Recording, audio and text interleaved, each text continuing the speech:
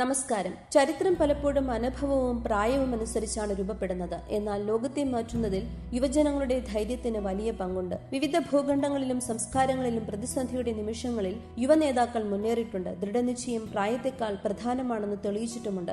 യൂറോപ്പിൽ John of ആർക്കിൽ നിന്ന് നമുക്ക് ആരംഭിക്കാം. യുദ്ധത്തിന്റെ നിർണായക സമയത്ത് ഫ്രഞ്ച് സൈന്യത്തെ നയിച്ചപ്പോൾ അവൾ വെറും കൗമാരക്കാരിയായിരുന്നു.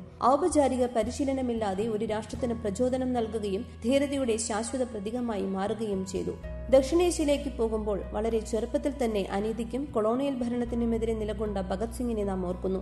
അദ്ദേഹത്തിന്റെ ത്യാഗം ദശലക്ഷക്കണക്കിന് ആളുകൾക്കിടയിൽ സ്വാതന്ത്ര്യത്തിന്റെയും ധീരതയുടെയും ഒരു ചൈതന്യത്തെ ജ്വലിപ്പിച്ചു. ആഫ്രിക്കയിൽ തോമസ് ശങ്കര തന്റെ 30കളിൽ അധികാരത്തിലെത്തി അഴിമതിക്കെതിരെ പോരാടാനും സമത്വം പ്രോത്സാഹിപ്പിക്കാനും തന്റെ ജനങ്ങളെ ഉയർത്താനും പ്രവർത്തിച്ചു. ധീരമായ ആശയങ്ങൾക്ക് ഒരു രാഷ്ട്രത്തെ രൂപാന്തരപ്പെടുത്താൻ കഴിയുമെന്ന് അദ്ദേഹത്തിന്റെ നേതൃത്വം തെളിയിച്ചു. മിഡിൽ ഈസ്റ്റിൽ നിന്ന് മലാല യൂസഫ്സായി യുവ നേതൃത്വത്തിന്റെ ആധുനിക ഉദാഹരണമായി നിലകൊള്ളുന്നു. ഒരു സ്കൂൾ വിദ്യാർത്ഥിനി എന്ന നിലയിൽ വിദ്യാഭ്യാസ അവകാശം സംരക്ഷിക്കുന്നതിനായി അവൾ തന്റെ ജീവൻ പണയപ്പെടുത്തി ആഗോളതലത്തിൽ ധൈര്യത്തിന്റെ പ്രതീകമായി മാറി. വടക്കേ അമേരിക്കയിൽ മാർട്ടിൻ ലൂതർ കിങ് ജൂനിയർ സമാധാനപരമായ മാർഗങ്ങളിലൂടെ അനീതിയെ വെല്ലുവിളിക്കുകയും പൗരാവകാശങ്ങളുടെ ഭാവി പുനർനിർമ്മിക്കുകയും ചെയ്ത ഒരു യുവ നേതാവായി ഉയർന്നുവന്നു.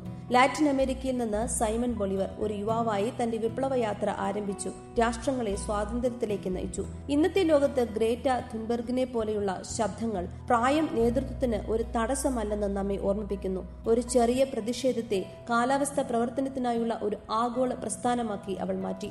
ഈ യുവ നേതാക്കളെല്ലാം ശക്തമായ ഒരു സത്യത്തെ ലോകത്തിന് മുന്നിൽ വിളിച്ചു പറയുന്നു. നേതൃത്വം എന്നത് പ്രായം, സ്ഥാനം അല്ലെങ്കിൽ ശക്തി എന്നിവയാൽ നിർവചിക്കപ്പെടുന്നതല്ല. മറിച്ച് കാഴ്ചപ്പാട്, ധീരത, പ്രവർത്തിക്കാനുള്ള സന്നദ്ധ എന്നിവയിലൂടെയാണ്. പ്രായമുള്ളവർക്കും പരിചയസമ്പന്നരായ രാഷ്ട്രീയക്കാർക്കും മാത്രമേ ഒരു രാജ്യത്തെ നയിക്കാനോ അവിടുത്തെ ജനങ്ങളെ സേവിക്കാനോ കഴിയൂ എന്ന് നാം ഒരിക്കലും കരുതരുത്. വ്യക്തമായ കാഴ്ചപ്പാടും സത്യത്തിൽ വേരൂന്നിയ ശക്തമായ ദൗത്യവും അഴിമതിയിൽ നിന്ന് മുക്തമായ കൈകളും ഉള്ളവരിൽ നിന്നാണ് യഥാർത്ഥ നേതൃത്വം വരുന്നത്.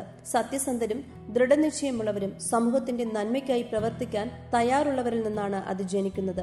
ഭാവി അനുഭവ പരിചയമുള്ളവർക്ക് മാത്രം അവകാശപ്പെട്ടതല്ല, അത് പ്രതിബദ്ധതയുള്ളവർക്കും ധൈര്യശാലികൾക്കും ആത്മാർത്ഥതയുള്ളവർക്കും അവകാശപ്പെട്ടതാണ്. നന്ദി.